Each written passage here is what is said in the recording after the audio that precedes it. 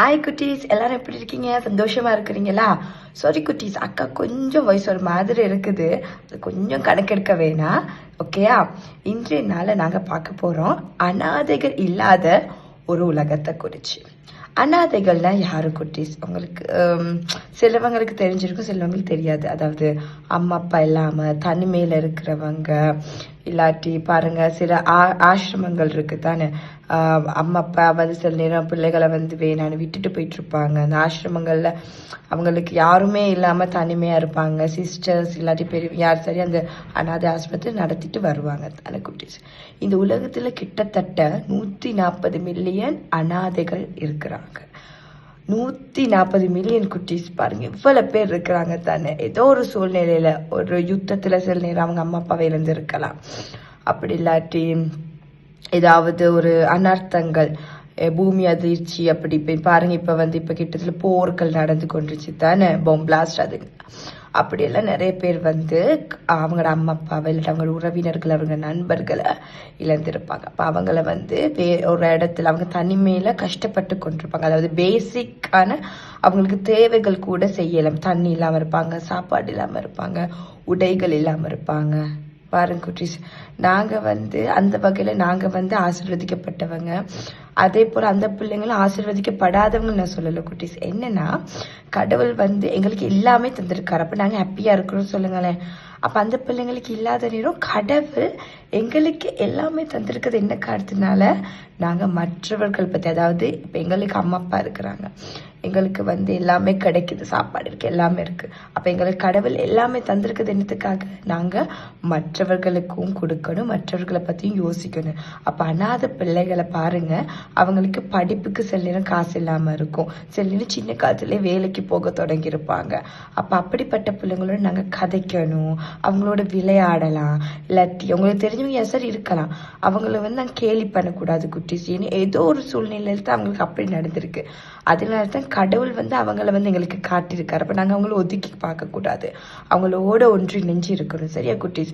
இப்படி சொல்லிட்டு வர நேரம் குட்டீஸ், எனக்கு இந்த உலகத்தோட ஆளு ஞாபகம் வருது குட்டீஸ். நான் ஸ்கூல்ல படிச்சிருக்கேன் அன்னை தெரேசாவை பத்தி. நான் கொஞ்சம் அன்னை தெரேசாவை பத்தி பார்த்துட்டு வருவோமா?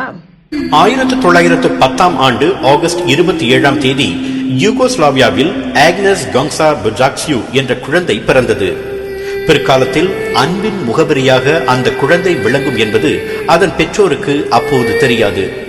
ரோமன் கத்தோலிக்க தேவாலயத்தில் கன்னிகாஸ்திரியான பிறகு அவர் சகோதரி திரேசா என்று பெயர் மாற்றிக்கொண்டார். 1929 ஆண்டு ஜனவரி 6 தமது 19வது வயதில் கல்கத்தாவில் காலடி வைத்தார் அன்னை திரேசா. அடுத்த 68 ஆண்டுகள் அந்த அன்னையின் கருணை மழையில் நனையும் பாக்கியத்தை பெற்றது இந்திய மண். சுமார் 17 ஆண்டுகள் லொரெட்டா கன்னிமார்கள் குழுவில் சேர்ந்து ஆசிரியராக பணியாற்றிய போது கல்கத்தாவின் நெருக்கமான தெருக்களில் மிக மோசமான நிலையில் வாழ்ந்தோரின் நிலையும் ஆதரவின்றி மாண்டோரின் அவலமும் அன்னையின் மனத்தை பிழிந்தன. 1946 ஆண்டு செப்டம்பர் 10 ஓய்வுக்காக இந்தியாவின் டார்ஜிலிங் நகருக்கு ரயில் பயணம் மேற்கொண்டிருந்த போதுதான் அவரது வாழ்க்கையையும் பல்லாயிரக்கணக்கான ஆதரவற்றோரின் வாழ்க்கையையும் மாற்றி அமைக்கப் போகும் ஒரு தெய்வீக அழைப்பை அவர் உணர்ந்தார். நலிந்தோருக்கும் நோயாளிகளுக்கும் உதவ கடவுளிடமிருந்து வந்த அழைப்பாக அதனை ஏற்றுக்கொண்டு லொரெட்டா கன்னிமார்கள் குழுவிலிருந்து விலகினார். கல்கத்தாவின் மிக ஏழ்மையான சேரிகளுள் ஒன்றான மோட்டிஜில் சேரிக்கு 1948 ஆண்டு டிசம்பர் 21 வந்து சேர்ந்தார். அப்போது அவரிடம் இருந்ததெல்லாம் வெறும் 5 ரூபாயும் மனம் நிறைய அன்பும் தான். கடுமையான வறுமையில் இருந்த அந்த ஏழைகள் மத்தியில் தமது அறப்பணியை தொடங்கிய அன்னை திரேசா 1950 மிஷனரிஸ் ஆஃப் சேரிட்டி என்ற அமைப்பை உருவாக்கினார். 1952 நிர்மல் ஹிருடே என்ற இல்லத்தை திறந்தார். அந்த இல்லம்தான் பல்லாயிரக்கணக்கானோருக்கு அவர்களின் கடைசி காலத்தில் கருணை இல்லமாக செயல்பட்டது. கல்கத்தாவின் தெருக்களிலிருந்து உயிர் ஊசலாடிய நிலையில் காப்பாற்றப்பட்ட சுமார் 42,000 ஆண்கள், பெண்கள், சிறுவர்கள் அந்த இல்லத்திற்கு கொண்டு வரப்பட்டனர். சக மனிதர்களாலேயே புறக்கணிக்கப்பட்ட அந்த ஆத்மாக்களுக்கு அதீத அமைதியை தந்தது அன்னையின் இல்லம். சுமார் 19,000 பேர் ஆதரவின்றி மடிந்து போயிருப்பர். ஆனால் அந்த இல்லத்திற்கு கொண்டு வரப்பட்ட அவர்கள் தங்கள் இறுதி நிமிடங்களில் அன்னையின் அரவணைப்பில் அன்பை உணர்ந்து மகிழ்ச்சியுடன் மரணத்தை தழுவினர்.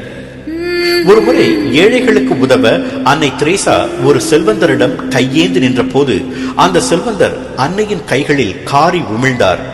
அப்போது அன்னை என்ன சொன்னார் தெரியுமா? கைக்குள் விழுந்த எச்சிலை கைக்குள்ளேயே மூடிக்கொண்டு, இந்த எச்சில் எனக்கு போதும், என் ஏழைகளுக்கு ஏதாவது கொடுங்கள் என்றார்.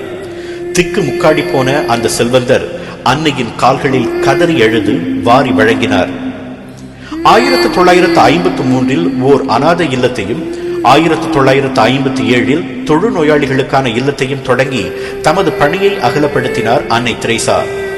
பலர் அருவருத்து ஒதுங்கும் போது அன்னையும் அவரது சகோதரிகளும் தொழுநோயாளிகளின் ரணங்களுக்கும் உள்காயத்துக்கும் மருந்திட்டனர். அவர்களுக்கு அன்பு எனும் விருந்திட்டனர்.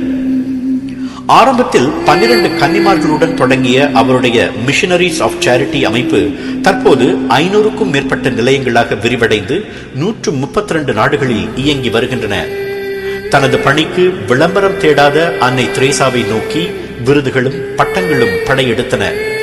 1979 அமைதிக்கான நோபல் பரிசு, 1980 இந்தியாவின் பாரத ரத்னா விருது, 1985 அமெரிக்க அதிபரின் சுதந்திர பதக்கம்.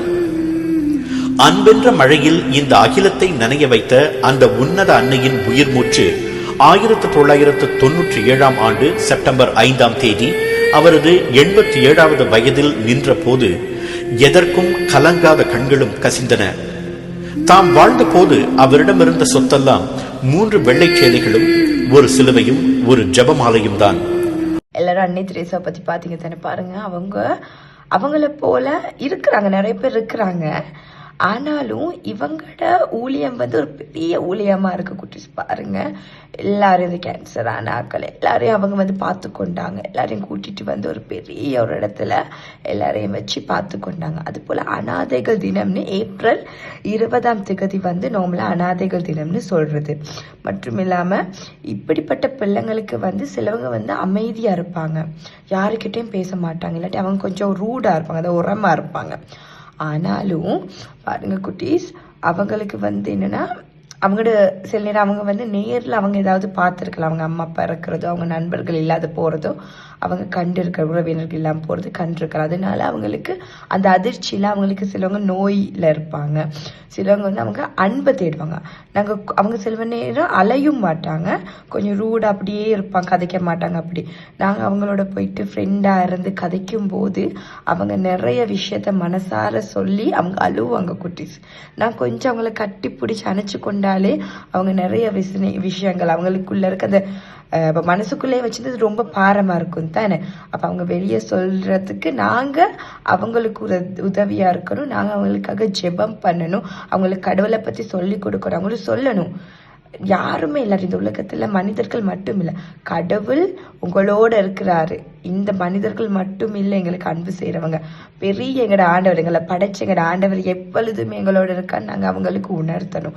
அது போல சிலவங்க பாருங்க, பெரியவங்களோட பெருசா மூவ் பண்ண மாட்டாங்க. அப்போ உங்களோட வயசாக்களோட நல்லா மூவ் பண்ணுவாங்க. அப்ப நீங்க அவங்களோட விளையாடலாம், அவங்களுக்கு ஷேர் பண்ணி சாப்பிடலாம், இல்லை நீங்க அம்மா அப்பா கூட்டி போயிட்டு அவங்களோட இருக்கலாம். ஓகே குட்டீஸ்?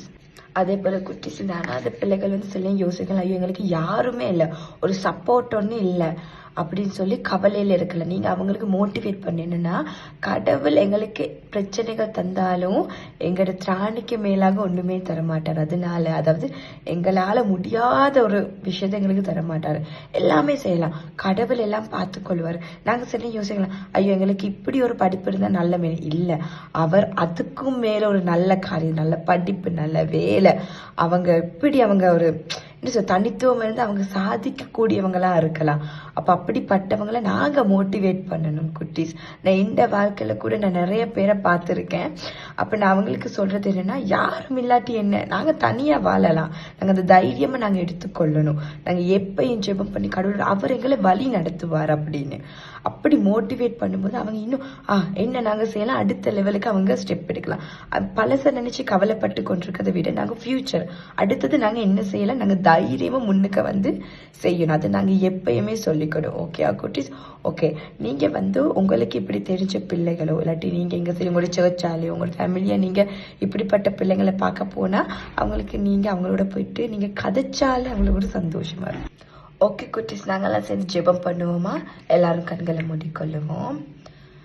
அதே போல் கைகளை கூப்பிக்கொண்டு நீங்கள் கொஞ்சம் நேரம் யோசிங்க குட்டீஸ். இந்த உலகத்தில் எவ்வளவோ பேர் இருக்கிறாங்க தானே குட்டீஸ். தாய் தகப்பன் இல்லாமல், ஒழுங்கான சாப்பாடு இல்லாமல், அதுபோல் இந்த போர்களில் இருக்கிறவங்க, வேறு இந்த பூமி அதிர்ச்சி ஒவ்வொரு இயற்கை அனர்த்தங்களை பாதிக்கப்பட்டு இருக்கிறவங்க, அவங்கள பற்றி கொஞ்சம் யோசிப்போம். அதே போல் உங்களுக்கு தெரிஞ்சவங்களோட நண்பர்கள், உங்களோட உறவினர்களை பற்றி கொஞ்சம் யோசிச்சு கொள்ளுவோம் குட்டீஸ். அவங்களுக்காக நாங்கள் என்ன செஞ்சுருக்கோம்? நாங்கள் அவங்களுக்காக ஜெபம் பண்ணியிருக்கோமா? இல்லாட்டி நாங்கள் அவங்கள ஒதுக்கி இருக்கிறோமா? இல்லை மற்றவர்கள் சொல்லி கேலி பண்ணியிருக்கோமா? இல்லை நாங்கள் அவங்களோட போயிட்டு கதைச்சி அவங்களுக்கு மன ஆறுதலாக இருந்திருக்கோமான்னு கொஞ்சம் யோசிப்போம் குட்டீஸ். இல்லாட்டி அவங்க மனசை கஷ்டப்படுத்தி இருக்கிறோமா? கொஞ்சம் யோசிப்போம். அன்புள்ள ஏசப்பா, இந்த அழகினால தந்த கிருபைக்காக உமக்கு நன்றி சுவாமி. இந்த நாளிலும் கூட சுவாமி அப்பா, நான் உமது பிள்ளைகளாகும் இடத்தை தேடி வந்திருக்கிறோம் அப்பா. அப்பா நீரே எங்களை ஆசீர்வதித்து வழிநடத்த வேண்டும் அப்பா. அதே போல சுவாமி அப்போ இந்த அநாத பிள்ளைகளை பற்றி கொஞ்சம் யோசிக்கிறோம் சுவாமி. இந்த பிள்ளைகளை சுவாமி நீரே ஆசீர்வதிக்க வேண்டும் அப்பா. அப்போ இந்த பிள்ளைகளுக்கு இருக்கும் மன துன்பங்கள், கஷ்டங்கள் எல்லாத்தையும் நீக்கி சுவாமி ஒரு புது வாழ்வை அவர்களுக்கு கொடுக்க வேண்டும் சுவாமி. அவர்களுக்கு இருக்கும் எல்லா பிரச்சனைக்கும் சுவாமி உம்மிடத்தில் சொல்லி சுவாமி ஆறுதலை பெற்றுக்கொள்ள வேண்டும் சுவாமி. அப்போ அதே போல சுவாமி நாங்களும் அந்த பிள்ளைகளோட கதைக்கக்கூடிய அந்த வாய்ப்பை தந்து, அதே போல நாங்கள் அவர்களையும் உமது பிள்ளைகளாக மாற்ற எங்களுக்கு அந்த பலத்தையும் ஆசீர்வாதத்தையும் தாருங்க அப்பா. அப்போ இந்த உலகத்தில் சாமி ஒரு அநாதை பிள்ளைகளும் இருக்காத வண்ணம் சாமி எல்லோருமே நண்பர்கள், குடும்பங்கள் என்று இருக்கும் வண்ணமாக சுவாமி நீரே ஆசீர்வதிக்க வேண்டும் சாமி. ஆமா அப்பா, அவர்களுக்கான தேவைகள், அவர்கள் படிப்பின் காரியம், அவர்கள் வேலையின் காரியம் எல்லாமே, அவர்களுடைய ஃபியூச்சர் எல்லாமே சாமி உமது கரத்திலே ஒப்பு கொடுக்கிறோம் சாமி. அப்பா அந்த பிள்ளைக்கு நல்ல ஞானத்தை கொடுத்து ஆசீர்வதிங்க. இயேசு நாமத்தினாலே ஜெபிக்கிறேன் நல்ல பிதாவே, ஆமீன். ஓகே குட்டீஸ், இன்னொரு புதிய வீடியோத்தோட அக்கா உங்களை சந்திக்க வரேன். பாய்.